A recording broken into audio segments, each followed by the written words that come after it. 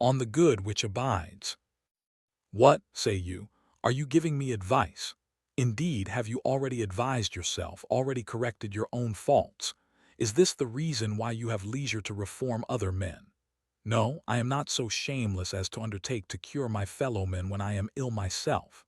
I am, however, discussing with you troubles which concern us both, and sharing the remedy with you, just as if we were lying ill in the same hospital. Listen to me, therefore, as you would if I were talking to myself. I am admitting you to my inmost thoughts, and am having it out with myself, merely making use of you as my pretext. I keep crying out to myself, count your years, and you will be ashamed to desire and pursue the same things you desired in your boyhood days. Of this one thing make sure against your dying day, let your faults die before you die.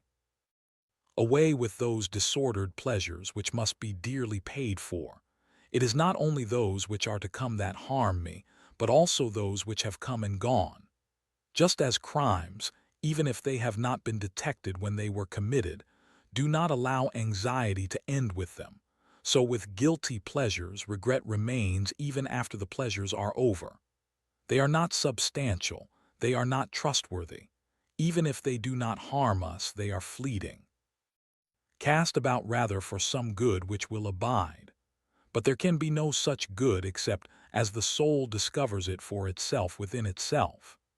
Virtue alone affords everlasting and peace-giving joy. Even if some obstacle arise, it is but like an intervening cloud, which floats beneath the sun but never prevails against it. When will it be your lot to attain this joy? Thus far, you have indeed not been sluggish, but you must quicken your pace. Much toil remains. To confront it, you must yourself lavish all your waking hours and all your efforts if you wish the result to be accomplished. This matter cannot be delegated to someone else.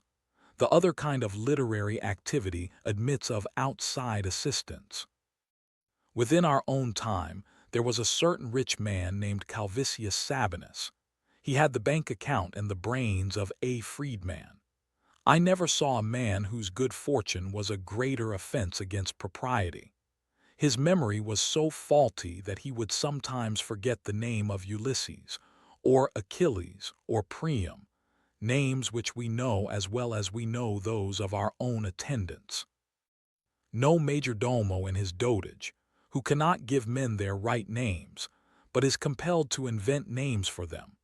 No such man, I say, calls off the names of his master's tribesmen so atrociously as Sabinus used to call off the Trojan and Achaean heroes. But none the less did he desire to appear learned. So he devised this short cut to learning. He paid fabulous prices for slaves, one to know Homer by heart and another to know Hesiod. He also delegated a special slave to each of the 9 lyric poets. You need not wonder that he paid high prices for these slaves. If he did not find them ready to hand, he had them made to order. After collecting this retinue, he began to make life miserable for his guests. He would keep these fellows at the foot of his couch, and ask them from time to time for verses which he might repeat, and then frequently break down in the middle of a word. Satilius Quadratus, a feeder and consequently a fawner, upon addle-pated millionaires, and also, for this quality goes with the other 2, a flouter of them, suggested to Sabinus that he should have philologists to gather up the bits. Sabinus remarked that each slave cost him 100,000 sesterces. Satilius replied, "You might have bought as many bookcases for a smaller sum." But Sabinus held to the opinion that what any member of his household knew, he himself knew also. This same Satilius began to advise Sabinus to take wrestling lessons. Sickly, pale, and thin as he was, Sabinus answered, "How can I? I can scarcely stay alive now."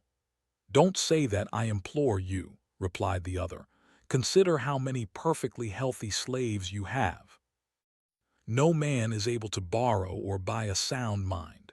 In fact, as it seems to me, even though sound minds were for sale, they would not find buyers. Depraved minds, however, are bought and sold every day. But let me pay off my debt and say farewell. Real wealth is poverty adjusted to the law of nature.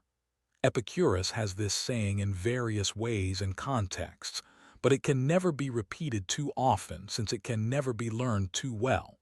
For some persons, the remedy should be merely prescribed. In the case of others, it should be forced down their throats.